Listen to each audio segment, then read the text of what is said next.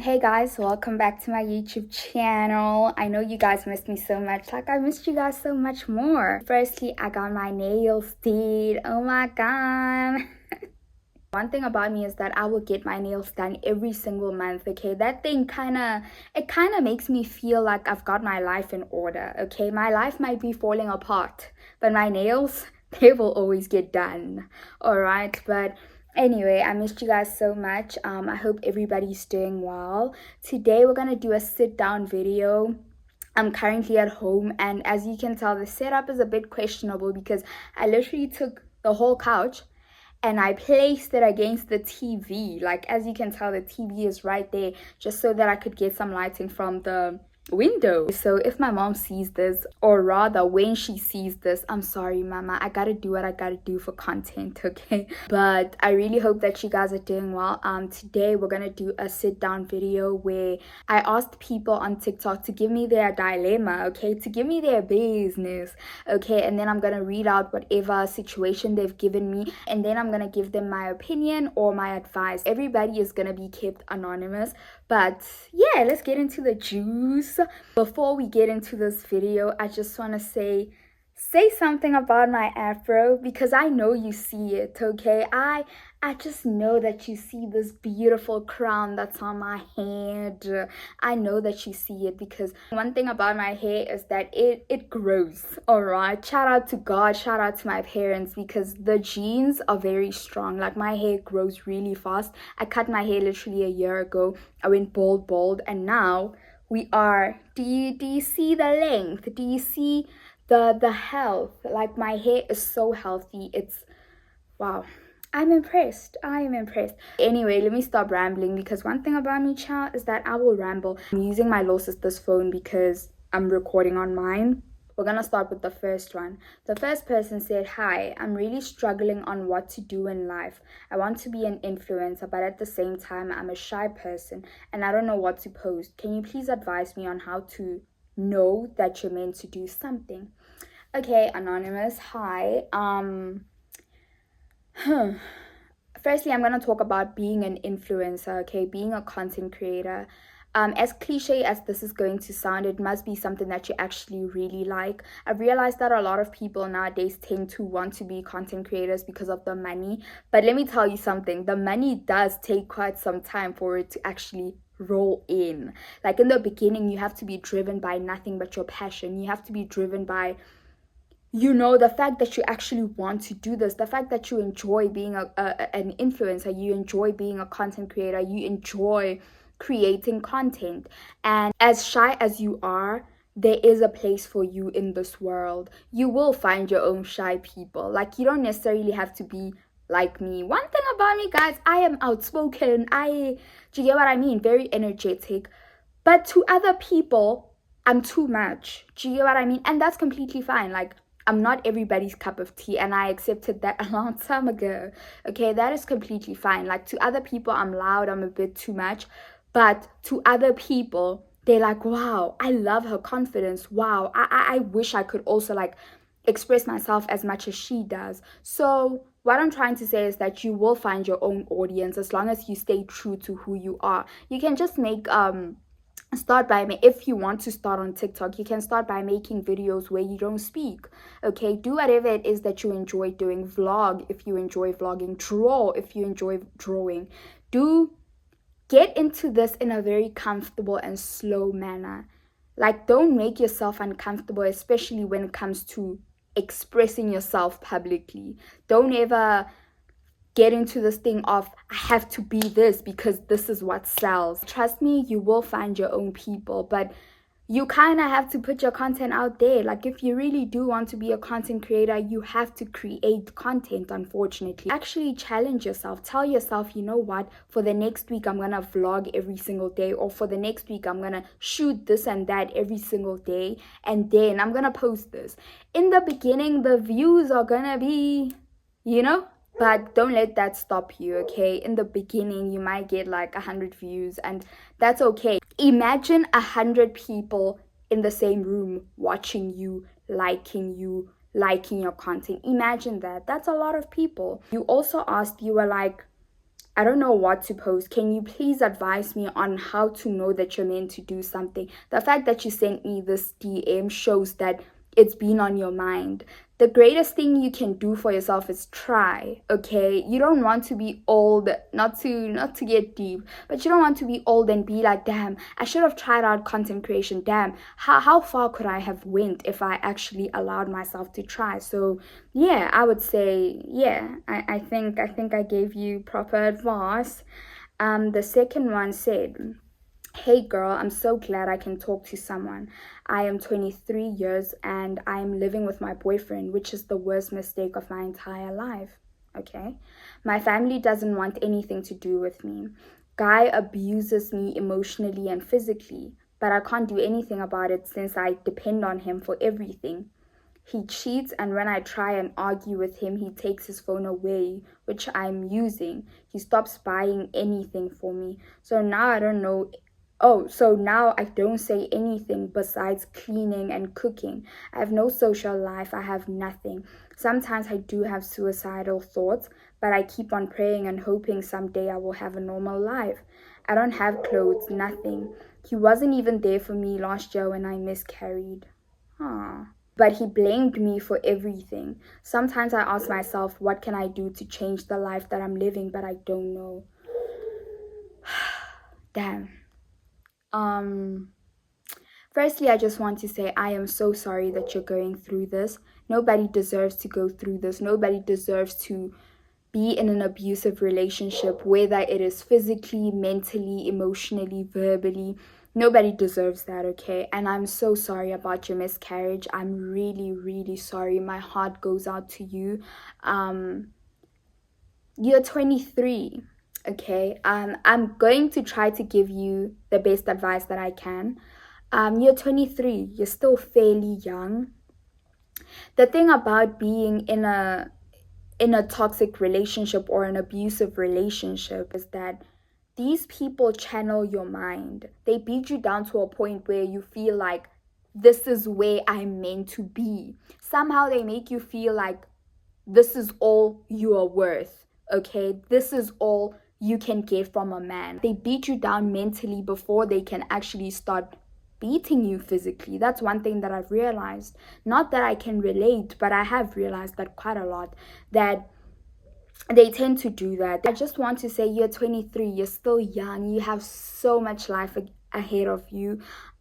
It's not too late, okay? I know what I'm saying may sound crazy because you're like, I live with him, I depend on him. You can exit the relationship, you can leave the relationship. I know that you said that your family wants nothing to do with you. Is that because you stay with your boyfriend that they want nothing to do with you? I don't really get that part, but try to go back home.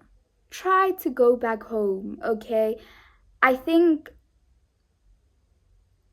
I think no parent would like to see their child getting abused, whether it's by another parent or another stranger, especially another stranger. I definitely think that you should leave this relationship before it's too late.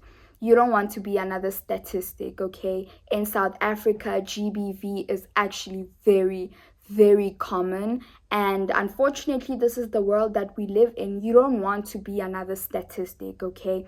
This man clearly doesn't love you, okay? He has realized that he does everything for you financially, that he has trapped you, and he knows it. He knows that she can't go anywhere because I do everything for her. He's literally manipulating you, and that is honestly not fair to you. Start over. I know that by now you probably have this unhealthy attachment to him, but you have to understand that that attachment could get you killed. Unfortunately, this is the world that we live in. In this country, women die on a daily basis at the hands of their partners. You don't want to be another statistic. Please leave while you can, okay? If your family really doesn't want anything to do with you, I'm pretty sure you have friends. Talk to your friends, talk to somebody. I'm pretty sure there's somebody in your life that cares about you. Talk to somebody, talk to a family member, move in with them, start something of your own, something that you're going to be proud of. Humble beginnings. You don't always have to live this lavish life that a man is sponsoring at the expense of your mental health and at the expense of you getting abused. That is not fair on yourself, okay? So I would say leave while you still have the chance. Okay, so we're gonna move on. Anonymous said, I don't know how to put this, to be honest, but I have a problem with a friend of mine. She's completely unaware because according to her, she didn't do anything wrong. And I get that, but things are just different from my angle. There's quite a number of things that I can't name all of them, but I always find myself doing things out of my heart to help her. But when I'm on the other side, I don't get the same energy. I fail at explaining myself, but I try. I got her a birthday gift on her birthday last year because I knew it would make her happy, and it did. On my birthday, she asked if it's necessary for her to get me something, and I said no because I wouldn't want someone to do something for me because I said so. Okay, it still continues. Okay, now the problem is I find it hard to match her energy in a lot of things because I'm just not like that. So when I don't help her in stuff, I really feel bad, but I know that she wouldn't do the same for me, so I just let it go. It's really difficult because I love her so much and we've been friends for over 8 years, but I don't want to bring it. I just want to be myself and love the way I love without feeling sad when it's not being reciprocated. Okay, friendships. First thing that I can tell you about friendships is that if you're not happy, this goes for friendships and relationships in general. If you're not happy in a friendship, whatever it is that you're not happy with in a friendship or in a relationship, vocalize it. Speak about it. The last thing you want is for your friendship or your relationship to end over something that could have been spoken about. Okay, with that being said, there are certain things that you cannot teach to people, and that is thoughtfulness. You can't teach someone how to be thoughtful. You can't teach someone how to be selfless. There are certain characteristics that people just have, and unfortunately, they're not willing to let go of those characteristics for anybody anytime soon. Do you get what I mean? The fact that your friend asked you if she should get you anything for your birthday. I mean, let's not even talk about the fact that you got her something for her birthday. The fact that as your friend, she came to you and she was like, do you really want me to get you something for your birthday? When she knows damn well that her getting you something for your birthday would make you happy, shows that she's not thoughtful, she's not gracious, she's not generous, okay? And most of all, she probably doesn't value you as much as you value her. I'm not saying she doesn't value you at all, but I'm saying that you probably care about her more than she cares about you, okay? One thing that you should always know is that you shouldn't feel bad for caring, especially when it comes to your friends, your relationships, your parents, your family members. You should never feel bad for caring, okay? You're a human being. These are the things that make you human, okay? Caring, showing emotions. But don't let that be your demise, okay? Don't let that be the reason why people start taking advantage of you, okay? We've all been in situations where we were taken advantage of because somebody can tell that, wow, this person actually has a great and pure heart. I don't have to do much in this relationship. I will just take, and then she will just give, and give. The fact that you've been friends with this girl for 8 years and she still doesn't know you that well to this day, and she still asks you if she should get you something for your birthday, I don't know. See, it would have been something if she didn't have money to get you something for your birthday, okay? Maybe spend the day with you on your birthday. That's also something. But her saying, do you really want me to get you anything for your birthday, is giving, I don't really care about you that much, but do you want me to care? Do you get what I mean? With all this being said, I just want to say the fact that you've been friends with her for 8 years shows that it hasn't always been like this. It shows that the relationship wasn't always one-sided, if I may. So speaking to her will do you some good, okay? Speak to her. Speak to your friend.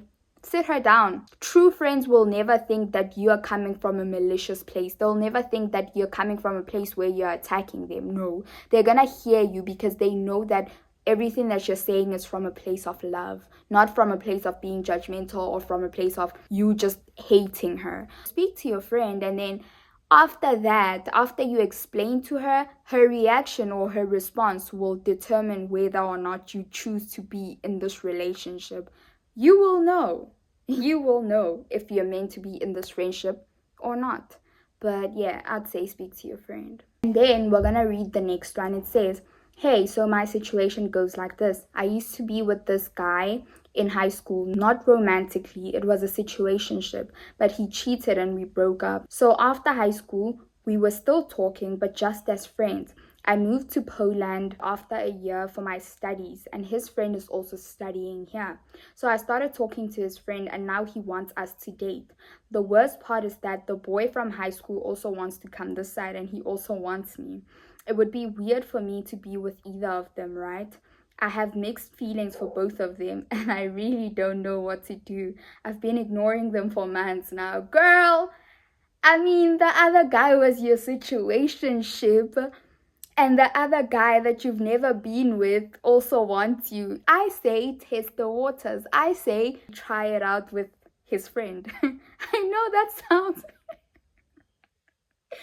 I mean, that's not something I'd ever do because I probably would never be in this situation to begin with, but I mean, sometimes life shows you in mysterious ways who your soulmate is supposed to be, okay? So why would you turn away this gift that God is giving you? Like, honestly, jokes aside, you were with this guy, not romantically. He was your situationship, but he cheated on you. The fact that he cheated on you, yeah, no, you discarded him, that's good.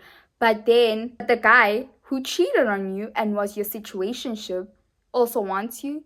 Don't give him a chance. Give his friend a chance, okay? And then if his friend breaks your heart, you go back to that guy, okay? And then you try it out with him. Maybe he's changed. Who knows?